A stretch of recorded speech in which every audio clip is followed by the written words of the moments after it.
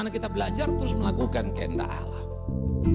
Karena itulah kita yang sudah dikuduskan satu kali untuk selama-lamanya oleh persembahan Tuhan pada kesempatan minggu yang kudus ini. Jika saudara sudah menemukan Ibrani pasal 10 ayat 1 sampai 10, kita akan membacanya secara bergantian. Saya baca 1, saudara baca 2, terus hingga selesai ayat 10 dari Ibrani pasal yang ke-10. Di dalam hukum Taurat hanya terdapat bayangan saja dari keselamatan yang akan datang dan bukan hakikat dari keselamatan itu sendiri. Karena itu dengan korban yang sama yang setiap tahun terus-menerus dipersembahkan, hukum Taurat tidak mungkin menyempurnakan mereka yang datang mengambil bagian di dalamnya.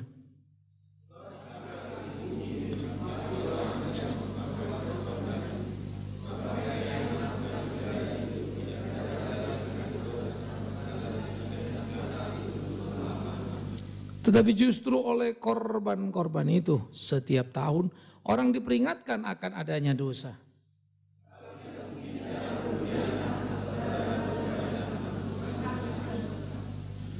Karena itu ketika ia masuk ke dunia ia berkata, korban-korban tidak engkau kehendaki tetapi engkau telah menyediakan tubuh bagiku.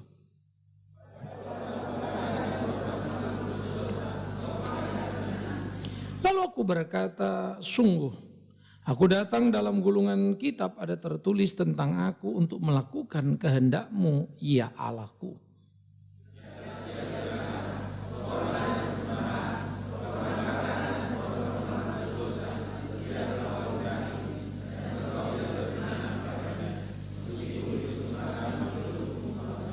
Dan kemudian katanya, sungguh aku datang untuk melakukan kehendak-Mu. Yang pertama ia hapuskan supaya ia menegakkan yang kedua.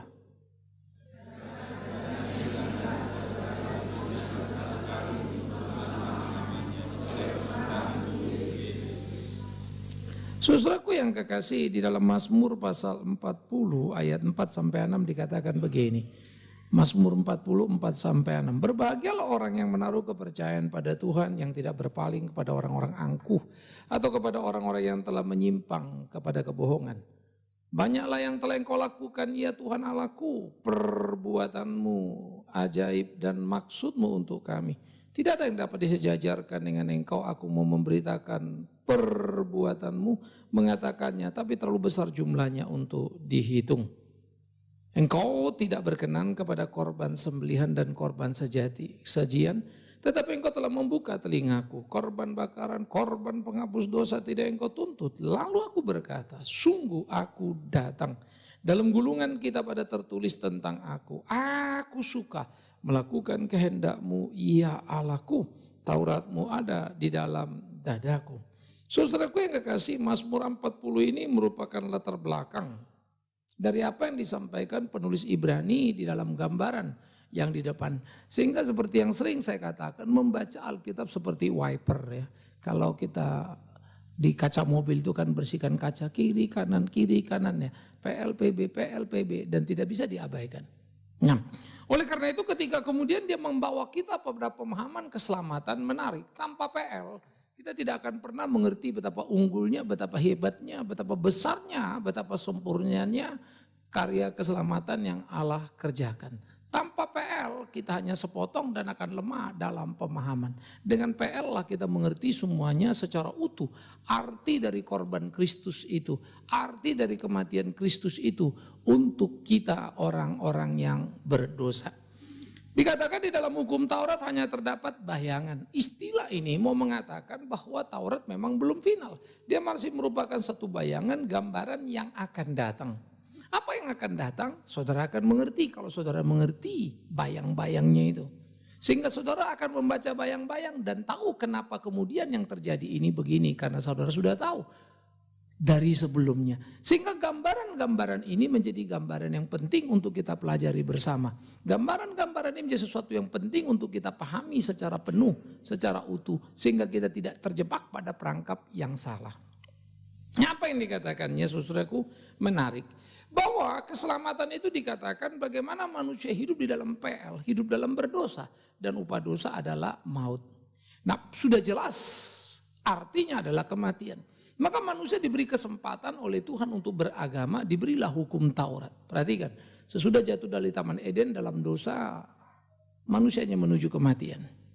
Gambaran-gambaran tentang kesempatan untuk hidup baik, untuk hidup benar diberikan ketika kemudian Nuh diselamatkan. Tetapi sesudah Nuh diselamatkan ternyata manusia membuat menara Babel. Ambruk lagi, Tuhan marah. Sampai kepada era Musa Tuhan memberikan Taurat. Lalu PL juga membuktikan bagaimana manusia tidak mampu memenuhi hukum itu. Hukum Taurat, sebuah keteraturan yang sedemikian rupa, dipola, diatur. Bukan saja bait Allah yang begitu presisi di dalam ukuran, tetapi tiap ketentuan-ketentuan tindakan-tindakan ibadah pun diatur sedemikian rupa. Lalu saudara-saudaraku yang kekasih, maka mereka harus terus-menerus mempersembahkan korban mereka sebagai korban penebusan dosa. Nah oleh karena itulah dikatakan hukum Taurat tidak mungkin menyempurnakan mereka yang datang mengambil bagian di dalamnya. Tidak mungkin orang yang beribadah di dalam hukum Taurat bisa sempurna karenanya. Karena hukum Taurat sendiri adalah ketidaksempurnaan yang terus-menerus diulang untuk bisa dikerjakan manusia. Dan manusia yang mengerjakannya tidak pernah bisa memenuhi tuntutan hukum itu sendiri. Sehingga hukum Taurat disebut hukum dosa karena membuat manusia berdosa. Karena hukum Taurat bilang jangan mencuri, manusia mencuri, jadi manusia berdosa karena mencuri, karena melanggar hukum Taurat. Coba hukum Taurat nggak ada, kan nggak jadi dosa. Itu gambarannya. Nah oleh karena itu hukum Taurat membuktikan betapa manusia gagal, tidak bisa memenuhi tuntutan ketetapan Allah. Oleh karena itulah manusia itu kemudian dari waktu ke waktu mempersembahkan korbannya sehingga dengan demikian mereka disadarkan, diingatkan. Betapa mereka adalah orang-orang berdosa yang sangat lemah. Betapa mereka orang-orang berdosa yang memerlukan pertolongan Allah. Kalau kita hari Minggu ke ibadah, datang ke gereja, saya nggak tahu apa yang ada di benak kita. Tapi sudah semestinya ketika kita beribadah itu bukan panggilan keagamaan, itu bukan kewajiban. Seharusnya itulah merupakan gairah dalam hidup kita. Seharusnya itulah merupakan kesukaan, rasa syukur yang kita mau ungkapkan kepada Tuhan. Itu ibadah. Sehingga kita bersyukur karena Dia sudah menembus dosa kita bersyukur karena Dia sudah menyelamatkan kita. Orang-orang di PL bersyukur dan memohon belas kasihan. Tahun lalu sudah diselamatkan, tahun ini kasih lagi korban. Begitulah mereka melakukan. Tetapi dalam memohon pengampunan, kita dalam mensyukuri keselamatan. Mestinya kita lebih unggul dari orang-orang PL. Mestinya kita lebih hebat dari orang-orang PL. Yang berani berpuasa seminggu 2 kali. Yang berani beribadah pagi sampai sore. Yang berani melakukan apa saja. Investasi mereka besar dalam ibadah. Korban ini, korban itu dan seterusnya. Tapi mereka lakukan. 3 kali hari raya besar. Pesah, Pentakosta dan Pondok Daun. Dimanapun mereka ada, mudik. Di Indonesia orang mudik setahun sekali pas lebaran. Orang Yahudi 3 kali dalam 1 tahun. Bukan mudik antar kota, antar negeri. Karena itu dalam hari Pentakosta tidak heran ada orang-orang yang datang dari berbagai daerah. Dari luar negeri. Maka dikatakan ada yang berbahasa Arab, ada yang berbahasa Kapadokia dan seterusnya. Asia kecil sampai Afrika. Mereka datang dan berkumpul saudaraku yang kekasih. Nah oleh karena itu apa yang dilakukan mereka begitu luar biasa. Korban-korban yang mengingatkan akan dosa membuat mereka terus bergumul memohon pengampunan. Kenapa? Karena tidak mungkin darah lomba jantan atau lembu jantan itu bisa menghapuskan dosa. Sehingga dia hanya simbol daripada sebuah penghapusan dosa. Di mana simbolnya? Dosa, upah dosa adalah maut, upah dosa adalah kematian. Korban lembu, korban domba, mati. Mengingatkan dosa kita mati. Mestinya kita yang mati bukan domba itu. Tetapi kemudian kita ulang lagi karena memang domba tidak sempurna sebagai korban. Sehingga dari waktu ke waktu terus menerus selalu ada yang dikorbankan. Domba-domba yang harus dipersembahkan. Begitulah dari waktu ke waktu. Bergulir terus berjalan. Dan dari waktu ke waktu itu akhirnya menjadi pembelajaran buat manusia. Betapa manusia itu gagal, betapa manusia itu tidak mampu melakukan apa yang menjadi kehendak Allah itu. Nah jadi saudara-saudaraku, perjanjian lama dengan segera menolong kita. Betapa kesulitan mereka beribadah dan memenuhi segala tuntutan agamawi. Untuk supaya mereka hidup berkenan kepada Allah tapi tidak pernah mencapainya. Karena korban mereka korban yang terbatas. Karena itu celakalah kita kalau kita berpikir Dengan memberikan persembahan, dengan memberikan perpuluhan, kita sudah menyenangkan hati Tuhan. Kita orang yang paling bodoh.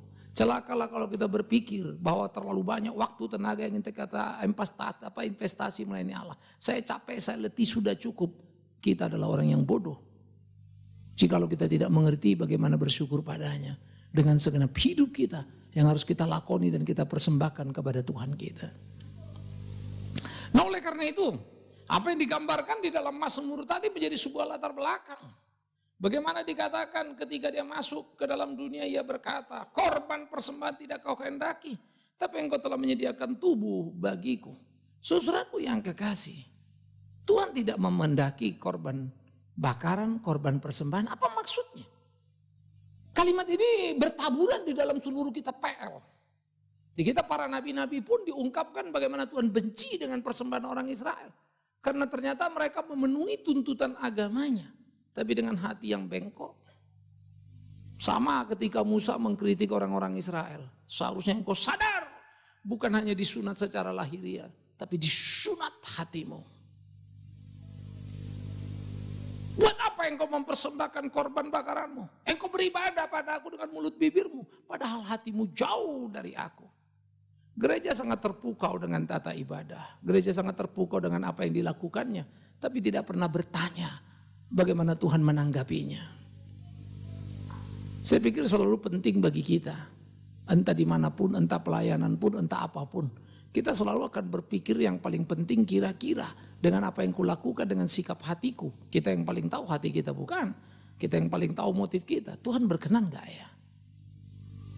Sehingga dengan demikian kita selalu belajar untuk berhitung, bukan berhitung apa yang Tuhan beri lakukan. Berhitung apa yang kita lakukan berkenan apa tidak. Sehingga ada respek, rasa takut yang penuh kepada Dia ketika kita mengerjakan apapun dalam pelayanan kita. Kalau tidak, kita akan terjebak, tergulir dalam panggilan keagamaan kita. Semua orang beragama pun sama. Saya kagum pada orang-orang muslim yang selalu sholat. Saya lihat supir saya, kalau ada waktu dia pasti lari. Pak, saya mau izin dikit Pak, saya mau sholat dulu. Kalau Jumat sudah pasti itu. Kalau tiap hari lain dia ambil waktu dia pergi. Ya, pergi aja saya bilang. Ya, lalu dia pergi jalankan sholatnya. Dia disiplin. Itu terminologi waktu. Artinya secara ibadah mungkin banyak orang Kristen kalah dengan agama-agama lain. Saudara-saudara kita yang 5 waktu yang di kantor itu ternyata bisa tiap kali 5 waktu betul-betul. Dia keluar sebentar 10 menit dia balik lagi dia kerja. Hebat deh. Tapi apakah Tuhan terpukau dengan itu? Tidak. Tapi kalau engkau bilang hatiku untuk Tuhan, tidak mungkin juga ibadahmu morat-marit, bukan?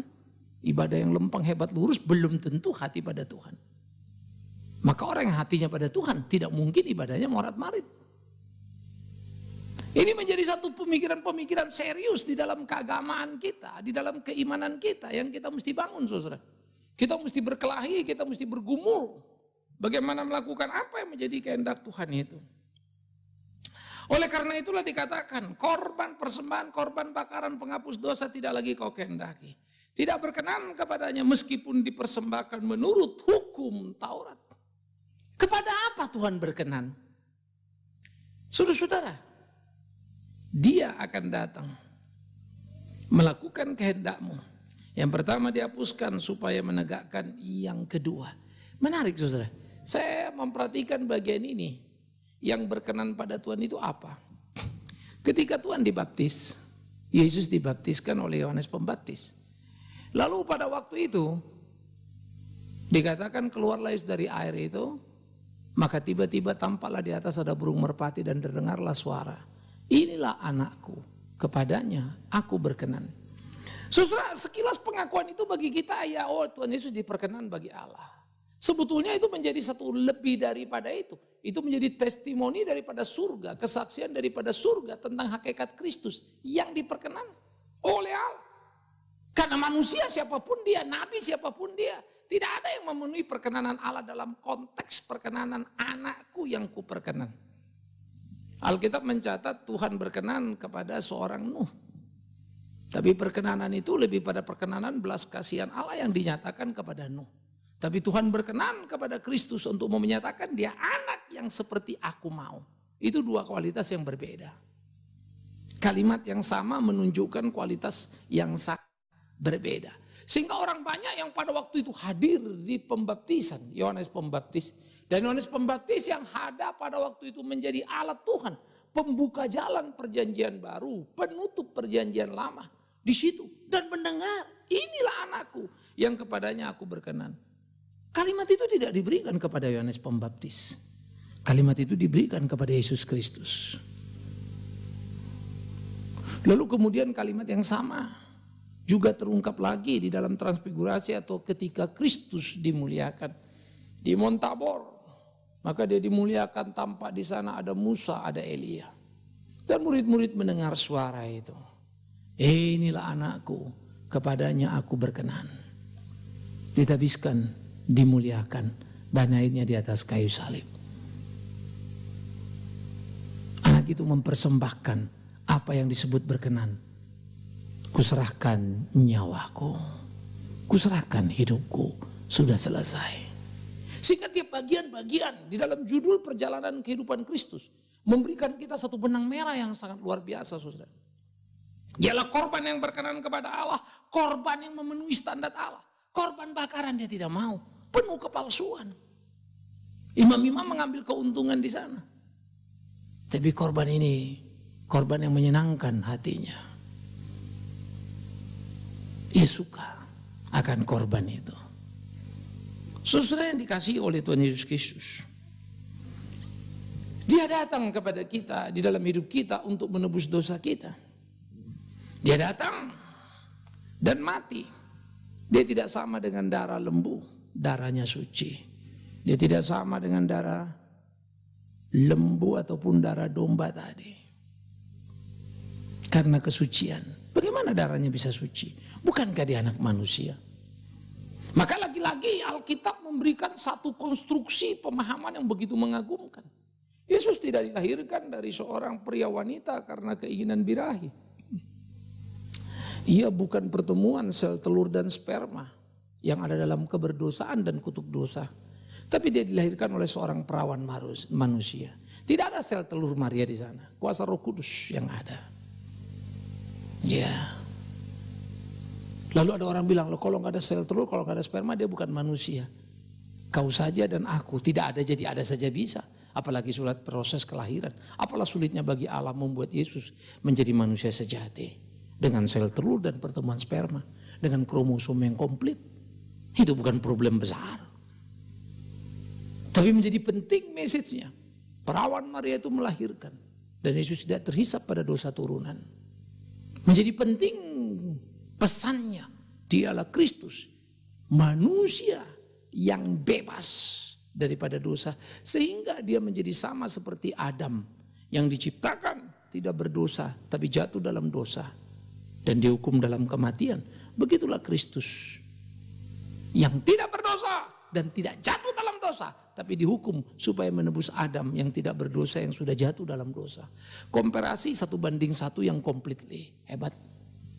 Yang pertama adalah perjalanan mudah, tidak berdosa, bikin dosa. Tapi yang kedua, tidak berdosa, dihukum karena dosa.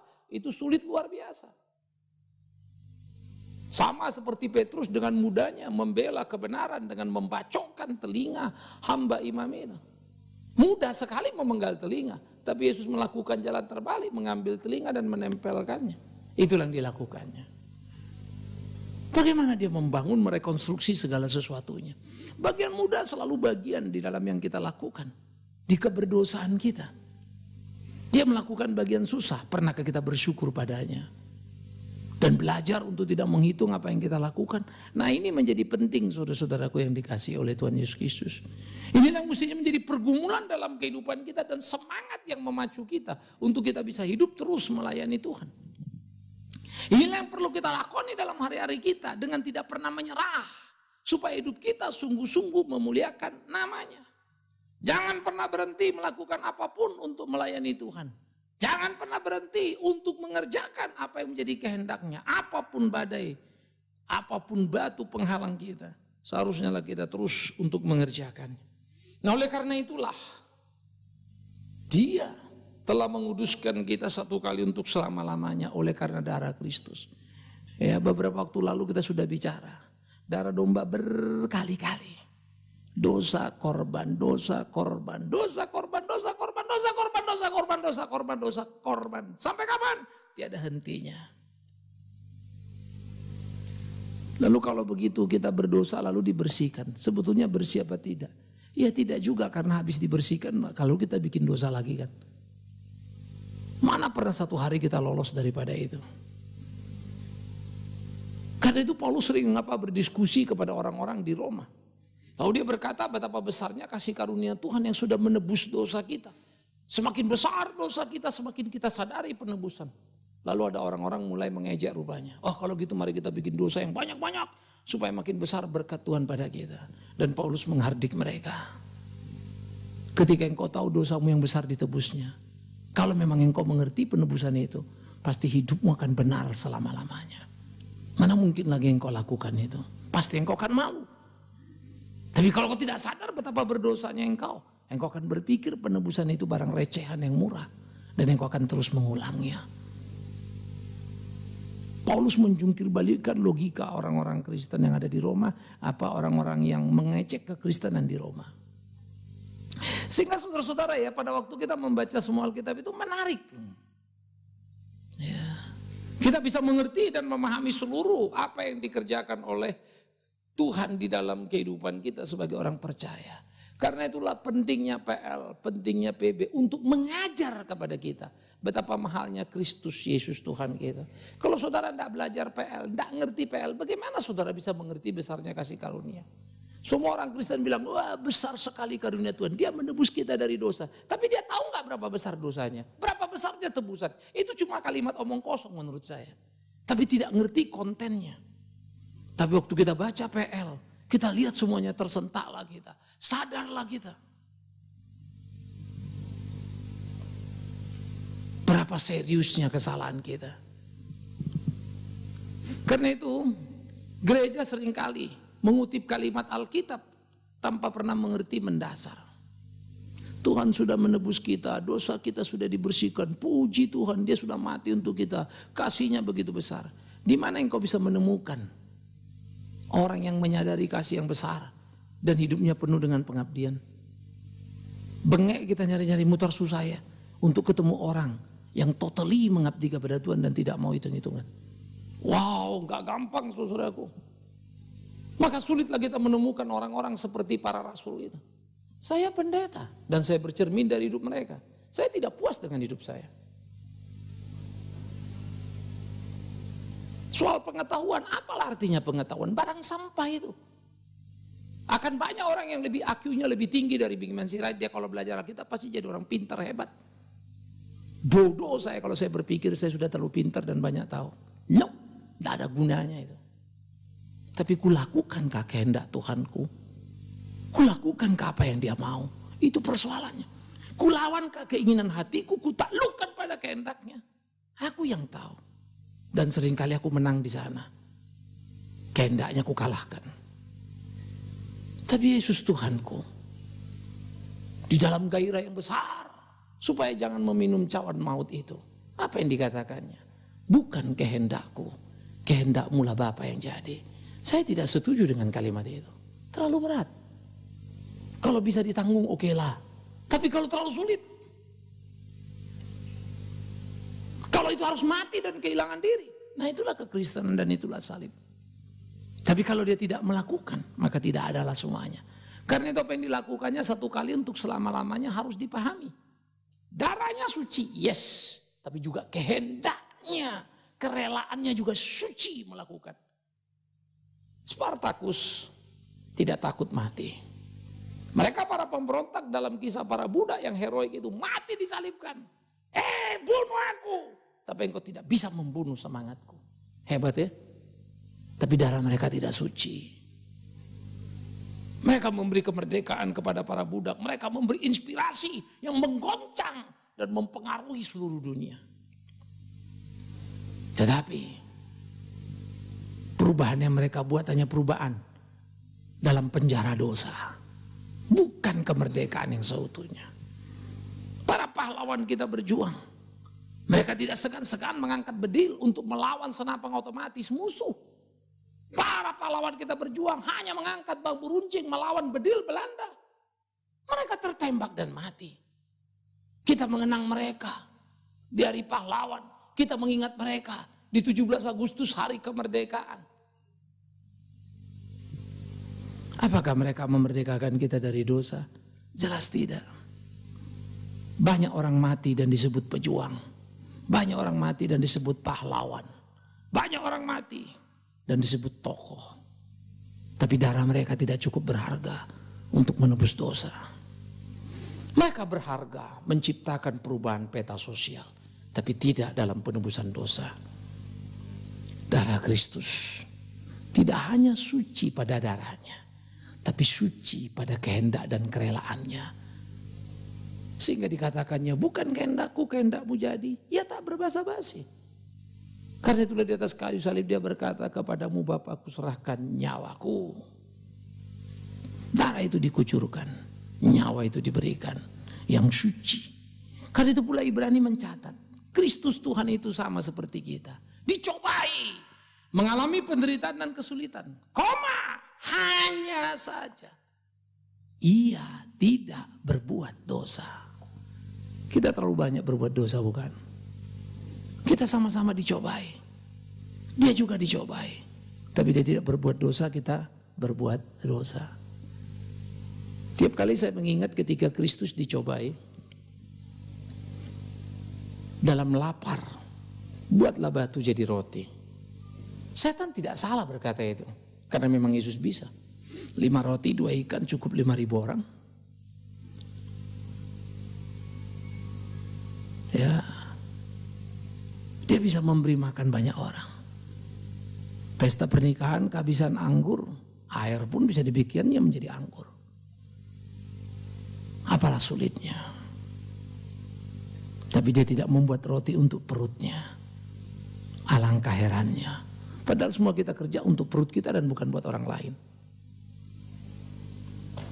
Seorang pendeta kalau khotbah, apakah untuk orang lain yang mau ditolong atau untuk dirinya? Saya suka bertanya-tanya pada diri saya. Saya banyak pelayanan, saya pergi sana sini.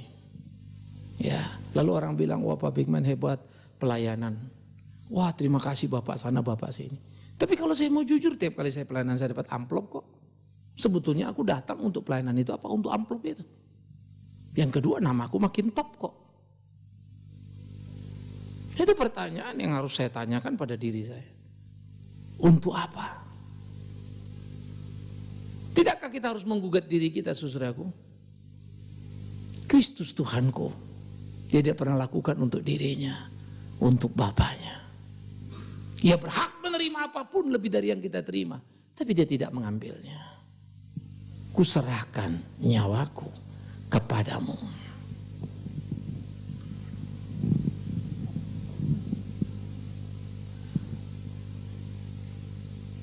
Saya selalu makin lebih terpanggil membuka kelas PA, ya, dan kemudian saya tidak lagi terima terlalu banyak khotbah sana sini, khotbah sana sini. Banyak yang mendengar, tapi kadang saya berpikir habis mendengar mereka semua lupa. Paling ketemu 3 bulan lagi, 4 bulan lagi kan begitu. Dengan PA saya bisa punya beberapa orang-orang yang mau belajar, dan saya bisa lihat 1-2 tahun ada perubahan di dalam pemikiran. Bagi saya itu bernilai, tapi capeknya luar biasa. Persiapannya juga jadi berat luar biasa. Tapi berapalah capeknya, berapalah beratnya berbanding dengan kasih Kristus Tuhan itu. Kan gak ada apa-apanya ya. Karena itu saya harus mengukur diri saya lagi. Lalu mulai lagi berani bicara, Tuhan tolong. Karena itu yuk kita temukan diri kita saudara, dan kita lakoni. Merespek kepada anugerah besar kasih Kristus Tuhan. Yang lahir dari anak darah Maria tidak terkena dosa. Yang bertumbuh dan terus tambah besar dan tidak melakukan dosa. Dicobai tidak berbuat dosa. Melakukan mujizat tidak pernah untuk dirinya. Orang lain diberinya makan 5.000 orang dengan 5 roti 2 ikan. Tapi dia tidak merubah batu jadi roti untuk laparnya. Orang lain diperkayanya, tapi dia tidak pernah memperkaya dirinya. Menemukankah kita korban seperti ini? Betapa agungnya. Engkau tahu kalau domba dipersembahkan, tidak ada domba yang mau dipotong. Engkau tahu kalau lembu dipersembahkan, tidak ada lembu yang mau dipotong. Mereka harus ditaklukkan dengan posisi tertentu, dibuat tidak berdaya baru dipotong. Tapi Kristus, dia pergi mengayunkan langkahnya ke kayu salib. Tidak ada yang memaksanya. Ini aku. Simbol dari Getsemani itu menarik. Siapa yang kalian cari? Yesus. Penyamunkah aku sehingga engkau mencari aku seperti ini? Tiap hari aku ada di bait Bapakku. Lalu diberikannya tangannya. Padahal Yohanes menceritakan ketika dia berbicara, ini aku, kerubah. Ambruklah para pengawal atau petentara imam yang mau menangkap itu. Tapi habis itu dikasihnya tangannya. Itu membuat Petrus shock. Why God? Kau bisa melawan dan mengalahkan mereka, tapi kau serahkan tindakanmu. Dan Petrus tidak bisa untuk menerima keputusan Yesus. Pedang yang sudah disiapkannya disuruh sarungkan oleh Yesus. Kemenangan yang di depan mata dilihatnya dibatalkan oleh Yesus. Dan Yesus memberikan tangannya di bawah untuk ditangkap. Akhirnya Petrus berkata, aku tidak kenal dia. Karena memang Petrus tidak mengenal kasih itu. Petrus tidak mengenal kebodohan itu. Petrus tidak mengenal ketulusan itu. Tapi jangan lupa, bukan hanya Petrus, aku pun di situ, engkau pun di situ, kita di situ. Tidak bisa mengerti itu. Dan kita marah. Korban bodoh itu menurut kita. Harusnya berjuang, kalaupun mati, matilah sebagai pahlawan. Dia mati sebagai pecundang. Tak ada yang bela dia. Pahlawan mati semua orang mengiringnya. Pahlawan mati semua orang berteriak, inilah pahlawan kita, hero kita. Tapi Yesus mati. Orang hanya menatap dari kejauhan saja. Yesaya berkata, gak ada yang pengen melihat rupanya. Tidak semarak, buruk rupanya. Tidak ada satu pelukis pun yang mampu melukiskan gambaran Yesaya tentang Kristus. Karena gambaran Yesus disalib tetap saja masih terlalu bersih dan terlalu ganteng. Bagaimana mau menggambarkan yang suci, yang mulia tapi babak belur? Sulit, saudara. Tidak ada arts yang bisa nangkap itu. Ya. Sehingga di dalam bagian seperti inilah kita belajar dan melihat korban yang sempurna itu. Korban yang luar biasa itu. Kristus Tuhan kita itu. Itulah korban yang dikehendaki Allah. Ingat, domba itu harus dipegang dengan teknik dipotong. Dalam ketidakrelaan domba. Tapi Yesus dalam kerelaannya menuju bukit Golgota. Perempuan-perempuan Yerusalem menangisinya. Yesus menatapnya.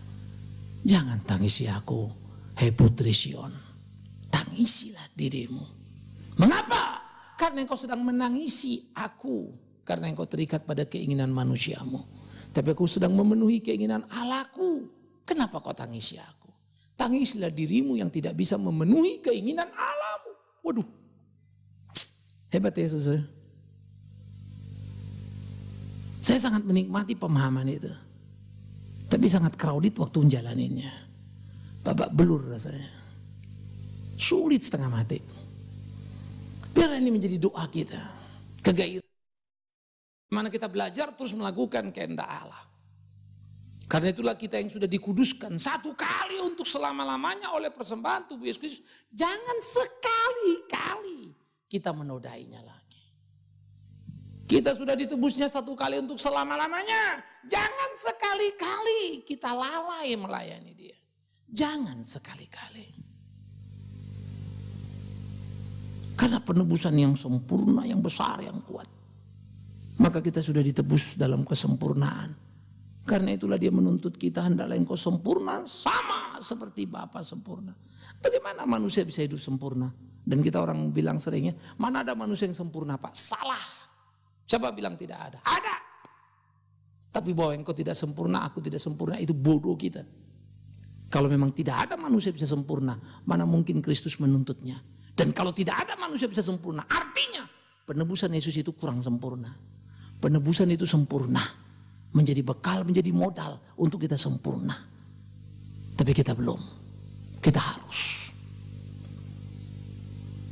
Kadang aku berpikir seperti Paulus, di kemerdekaan jiwa yang luar biasa, bisa berkata, aku sudah menyelesaikan pertandinganku. aku akan pergi kepadanya. Waduh, luar biasa ya. Ini jadi pergumulan kita, saudara. Ini menjadi pertandingan kita. Biarlah kita bergumul dalam hidup kita, dalam doa kita. Supaya betul-betul jangan sekali-kali kita tidak melayaninya. Jangan sekali-kali kita mendukakannya. Jangan sekali-kali kita meninggalkannya. Tapi marilah, tiap kali kita berjalan, tiap kali pula kita lakukan untuk menyenangkannya. Sehingga kita bertumbuh dari satu waktu ke waktu, dari satu waktu ke waktu, dari satu waktu ke waktu. Toh saudara terlihat makin hari makin tua. Saudara terlihat rambut tidak bisa dibohongi, kita bilang. Ya, kita perubahannya terlihat. Tapi tolonglah jangan perubahan fisik kita yang kelihatan. Apakah perubahan hidup kita, perilaku kita juga kelihatan. Yang repot kan fisik berubah, kelakuan sama. Kalau kelakuan bagus mah enak ya. Elek terus kan repot juga. Ya. Saya sebetulnya kalau dulu pikir-pikiran, saya tidak ngerti itu artinya jet lag. Karena saya tidak bisa merasakan terlalu ekstra begitu. Mungkin dulu karena kebiasaan dari kerja ya jam 10 saya berangkat ke Wonosobo. Dulu kita ada proyek di sana. Wah, sampai jam 6, jam 5 pagi. Tidur 1-2 jam, bangun sudah berangkat lagi ke proyek. Ya, 1 bulan 1 kali minimal saya mesti pergi. Belum lagi kalau ada urusan ekstra saya mesti berangkat lagi. Capek, sering nyetir. Kadang-kadang saya bawa sopirnya saya suruh duduk samping. Kalau udah ngantuk baru saya kasih dia. Saya nikmatin. Tapi makin kemari makin gak bisa bohong. Apalagi kemarin ini pas kami sampai di sini kemis terus mertua meninggal, kita langsung ke rumah duka, urus panjang lagi pulang. Baru berasa kelayangan. Buset, yang namanya jet lag itu bener ya. Sampai sekarang aku rasanya kayak masih ngayang-ngayang. Saya pikir-pikir gila ini gue mulai cengeng. Tapi bukan aku mulai cengeng. Badanku rontok. Tidak ada hebatnya aku. Badanku tidak bisa kulawan, tidak bisa kubohongi. Tapi biarlah badanku ini makin rubuh dan rontok. Karena umur bertambah. Tapi aku berdoa. Semoga imanku menanjak seperti Paulus bilang bukan. Manusia batinia kami terus bertambah-tambah. Sekalipun manusia lahiriah kami terus makin merosot. Ini pertandingan kita. Kenapa? Karena dia sudah berkorban untuk kita. Mana mungkin jalan kita menuju titik nadir keberdosaan. Jalan kita mesti menuju titik kesempurnaan penebusan. Karena dia yang menebus kita sempurna. Maka semestinya kita mengisi hidup yang sempurna. Jangan berhenti berkarya. Saya menulis dan terus menulis dan tidak akan berhenti. Saya berkhotbah dan terus berkhotbah tidak akan berhenti. Sampai desa napasku diambil Tuhan itu. Akan kulakukan apa yang mesti kulakukan. Dan aku berharap engkau ambil sikap yang sama. Lakukan apa yang harus engkau lakukan. Belajar membuat skala prioritas. Sehingga kita betul-betul bersyukur untuk korban yang dikehendaki Allah Kristus Tuhan. Begitulah dia menghendaki kita jadi korban yang memuliakan namanya. Pasti dia mau bukan? Kita menjadi korban yang menyenangkan nama dia. Kalau dulu korban bakaran itu yang dibilang tidak bercacat celah. Begitulah kita menjadi korban bagi Tuhan yang tidak bercacat celah. Yang melakukan kehendak Tuhan dalam hidup kita. Ayo kita berkelahi saudara. Ayo kita bertanding, berlomba dengan waktu. Mengukir karya demi karya. Jangan pernah mau kalah. Ya, gumuli hari-hari kita. Menangkan pertandingan kita. Supaya kita bisa mengerjakan banyak hal dalam hidup ini bukan?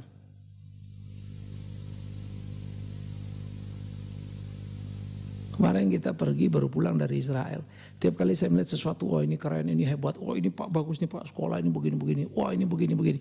Saya selalu membayangkan ya, gimana sebetulnya kita bisa mengerjakan apa yang Tuhan kehendaki. Ya, kalau ke sana pasti kita pergi ke satu pusat peribadatan Islam Bahai.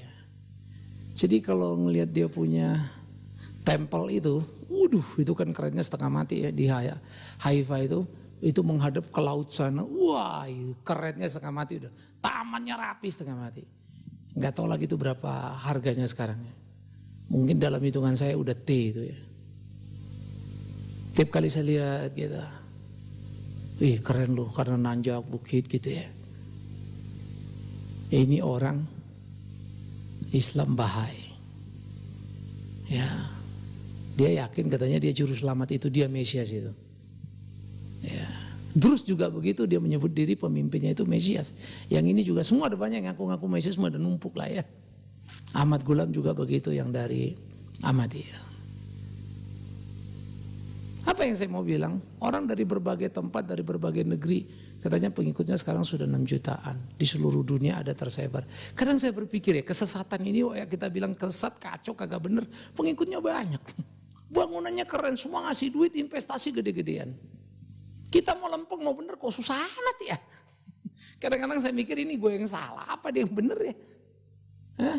Otak kita ini udah kok begini gitu. Tapi sambil jalan saya menghibur diri. Waduh Tuhan, nyampe apa nggak tahu dah. Saya lagi mimpi-mimpi itu ya. Kalau orang datang ke Mika itu jadi kayak Taman Eden, gimana caranya ya? Tiap tahun anak-anak kita suruh nanam. Ya nggak jadi taman bagus-bagus, pokoknya buah semua dah, kira-kira kan begitu ya.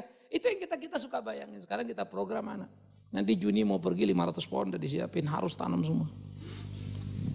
Ya kemarin kita tanam 100-an. 200-an lah ya. Yang kali ini mau minta 500. Sediain semua. Apalagi teman-teman nanti waktu saya ada 1 minggu di sana kan. Yang lain sudah pulang, saya masih tetap tinggal di situ. Ya walaupun saya tahu kedatangan saya adalah kecapean mereka. Karena kalau saya datang pasti bikin capek kan gitu. Aduh Pak Bigman datang. Saya suka ngobrol. Saya tahu kalau saya datang pasti kalian capek kan. Iya Pak, kita ngeliat Bapak juga bingung. Bapak kok kayak gak ada capeknya gitu. Sebetulnya yang bikin saya bukan gak capek, saya mah capek begitu masuk kamar gak ada buprak. Ambruk sudah, kagak ada kuatnya lagi. Ya satu teman saya bilang, Pak Bigman saya ngerti you begitu, kadang-kadang orang ngikutin jadi susah. Karena memang yang mulai kayak baby ini baby kita, anak kita ya kita yang lahiri, bagaimana lah cinta kita. Kalau Anda kan cinta anakmu pasti luar biasa. Kami pegang anakmu sebentar-sebentar ya gendong, habis itu kan kasih lagi. Enak aja mau digendong terus-terusan, kan begitu ya. Kita serahin lagi, maka anak kalian kita pinjam paling 2 menit, 3 menit untuk menyenangkan kita, bukan menyenangkan anak itu. Kita senang-senang habis itu balikin ke maknya, senang-senang habis itu balikin ke bapaknya, selesai. Kita yang senang di situ. Tapi yang punya baby jaga betul, rawat betul, itu ibu kan. Baby yang kita lahirkan pasti akan kita cintai. Tidakkah kita bisa mengubah itu dengan keselamatan yang diberikan pada kita, yang harus menjadi nyawa kita, jantung kita, itu loh keselamatan itu loh. Ayo dong cintai dong, seperti yang kau mencintai bayimu, dan ini harus lebih lagi. Begitulah yang kau mencintai pelayanan, begitulah yang kau mencintai pengabdian, itulah persembahan yang dikehendakinya. Di mana cintamu tertumpah penuh pada apa yang dikehendakinya. Belajarlah seperti yang kau mencintai bayimu. Belajarlah seperti yang kau mencintai dirimu. Begitulah yang kau mencintai Tuhanmu. Alangkah indahnya. Ya, saya nggak tahu nanti waktu saya mati jadinya kayak apa semua yang saya kerjakan. Tapi saya tidak terlalu peduli. Yang saya tahu hari ini masih ada, hari ini kita kerjakan. Garap. Ya. Kita kemarin tanam pohon zaitun di Kalimantan, entah bagaimana mereka ngurusnya, udah tumbuh, tahu-tahu datang udah mati lagi. Kemarin bawa lagi 4 pohon zaitun, saya mau bawa lagi ke Kalimantan. Ya. Dari Papua orang bilang, Pak ini rumput Afrika, akarnya ke bawah 3 meter, rumput cuma setinggi gini tapi ke bawah akarnya 3 meter. Jadi untuk ngedam atau longsor-longsor bagus setengah mati. Saya bawa dari Papua, copotin dong beberapa, lagi ditanam di sana, moga-moga berhasil. Karena kalau itu berhasil berapa titik-titik itu keren banget ya. Kita kasih rumput begitu kan ke bawah 3 meter jadi kayak nahan lebih dari apa itu. Kuat setengah mati itu. Dari Papua Bapak bawa begituan. Emang kenapa? Nah. Tadi itu karena kecintaan itu. Kadangkala saudara ya apa yang kita lakukan bagi orang lain itu aduh bikin repot aja, berat gini. Tapi kecintaan itu membuat kita beda ya. Nah itulah kita bertuhan itu. Orang bilang nih orang Kristen aneh banget sih begitu aja mau, gila. Jungkir balik udah keluar duit, capek, berkeringat lagi. Ngapain? Kok mau? Yes, demi cinta itu. Jangan lupa Begitu azan subuh itu kedengaran, Allahu Akbar, bangun orang Islam. Kita masih tidur malah marah-marah lagi ya. Berisik amat sih orang masih tidur aja. Kita bangunnya siangan. Tapi itu pun kita kalah sama mereka.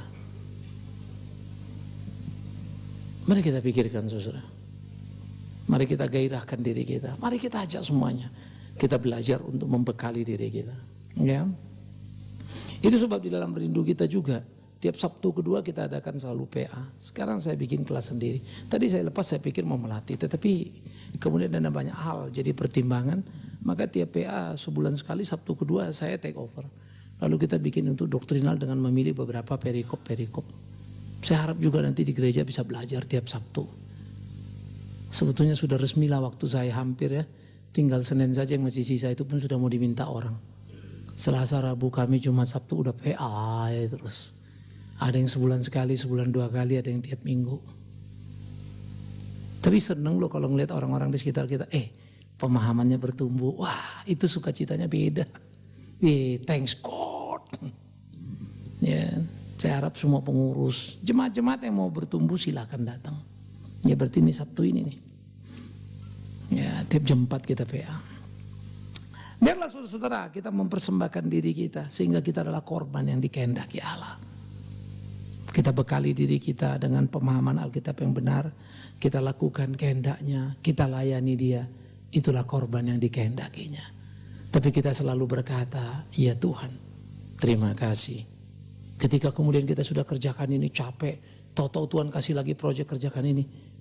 Jangan ngomel, aku ini hanya hamba, tolonglah Allahku. Korban yang dikehendaki Allah bukan perpuluhanmu. Korban yang dikehendaki Allah bukan kau kasih rumahmu untuk gereja atau tanahmu. Omong kosong itu. Kalau hatimu untuk Tuhan kau tidak berhitung untuk itu. Tapi kalau kau pikir itu memberikan dan menyenangkan Tuhan. No. Tapi hatimu. Sehingga kau terus bertumbuh melayani dia. Biarlah Tuhan menolong kita jadi alat yang tangguh. Biarlah Tuhan memampukan kita untuk hidup demi puji hormat bagi namanya. Selamat memberikan korban yang dikehendakinya. Semoga kita tidak salah mengidentifikasinya. Kristus Yesus, ingat, darahnya suci, kerelaannya suci, kehendaknya suci. Ia pergi, tidak berhitung diri. Bukan kehendakku Bapa, kehendakmu jadilah. Ya Bapakku, kepadamu kuserahkan nyawaku. Sudah selesai. Semoga kita juga satu waktu bisa berkata, sudah selesai. Karena sudah mengerjakan apa yang dikehendakinya. Kita berdoa. Kita ambil waktu teduh sejenak. Mari kita periksa diri kita. Apa yang sudah kita lakukan dalam hari-hari kita. Apa yang sebetulnya bisa tapi belum kita kerjakan. Yang belum kita persembahkan kepada dia yang sudah mempersembahkan dirinya sebagai persembahan yang sempurna. Berdoalah. Seperti Kristus sudah memberikan nyawanya menebus dosa kita. Dalam ketulusan dan dalam kesucian yang penuh. Begitulah seharusnya kita memberikan hidup kita untuk melayani dia. Dalam ketulusan kesucian yang penuh. Jangan pernah hitung berapa yang sudah kau kerjakan melayani Tuhanmu. Tapi hitunglah berapa yang belum kau lakukan. Yang masih tersisa yang ada padamu. Itulah seharusnya hidup kita. Bapa di dalam surga, usia kami terus bertambah. Kekuatan daya tahan kami terus melemah. Itu adalah realita hidup di dunia. Tak bisa kami lawan, tak bisa kami bantah. Itu ketetapanmu. Namun ajar kami tak pernah berhenti melayanimu. Bahkan kalau satu waktu kami tak lagi bisa menggunakan tangan atau kaki kami, hati kami terus memujimu. Karya kami ukir lewat berbagai cara. Supaya sungguh kami boleh menjadi korban yang Engkau kehendaki. Seperti Kristus telah menyelamatkan kami, menebus kami. Dengan semangat itu kami akan melayani, memuliakan-Mu, ya Allah. Kami serahkan hidup kami sebagai gereja-Mu, rencana, program kerja, Tuhan tolong. Supaya kami berlomba-lomba melakukan apa kehendak Tuhan. Belajar saling memahami, saling mengisi, melengkapi. Sehingga kami sungguh boleh menjadi satu tubuh Kristus yang utuh. Terima kasih untuk semuanya. Kami serahkan hidup kami ke dalam tangan-Mu. Tuntun pimpin dalam cinta kasih-Mu. Akhirnya hamba-Mu mau berdoa. Tuhan terus ajar kami berjalan di jalan-Mu. Peka pada kehendak-Mu.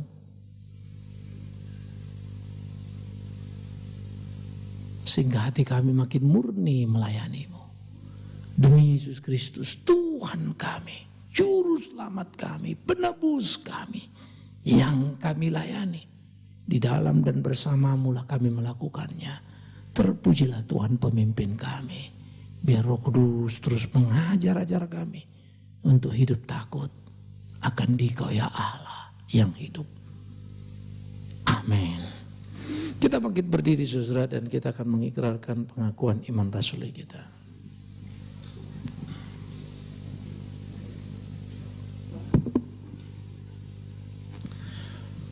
Mari saudara bersama dengan jemaat gereja di segala abad dan tempat kita bersama-sama mengikrarkan pengakuan iman rasuli kita sebagai berikut. Aku percaya kepada